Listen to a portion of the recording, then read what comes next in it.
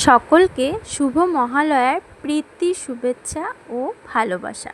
সকলে অনেক অনেক ভালো থেকো, সকলের পুজো ভীষণ ভালো কাটুক। আজকের থেকে দেবীপক্ষের আগমন। আর ছোটোবেলায় আজকের দিনে ভীষণ মজা করতাম। আগের দিন রাতেরবেলা অ্যালার্ম দিয়ে রাখতাম, পরের দিন ভোর 4টের সময় উঠে মহালয়া দেখতে হবে তো। তারপর মহালয়া দেখে বান্ধবীদের সাথে সাইকেল নিয়ে বেরোতাম একটু ঘুরতে, আর মা এদিকে পুরি আর ঘুগনি বানিয়ে রাখতো, বাড়িতে এসে সেটা খেতাম।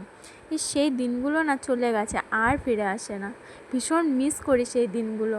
আর এখন এতটাই ব্যস্ত হয়ে পড়েছি যে সকাল থেকে ঘুম থেকে উঠে এত কাজ শুরু হয়ে যায়, মহালয়া দেখার সময় হয়ে ওঠে না। আর একটু মোবাইলেই মহালয়া চালিয়ে একটু রান্নাবান্না করছি, শুনছি আর কি, শুনে ভালো লাগছে, কিন্তু দেখার সময় নেই। তো যাই হোক, আজকে সকালে খাবারে বানিয়ে নিয়েছি একটু মসুর ডাল আর ডালের বড়া, আর সাথে ছিল কলমি শাক ভাজা। তো সকালে খাবার এইটুকুই, পরে দুপুরবেলা অন্য কিছু রান্না হবে। তো ভিডিওটি আমি এখানেই শেষ করছি। সকালে খুব ভালো থেকো, সুস্থ থেকো, সবার সাথে আবার পরে অনেক কথা হবে।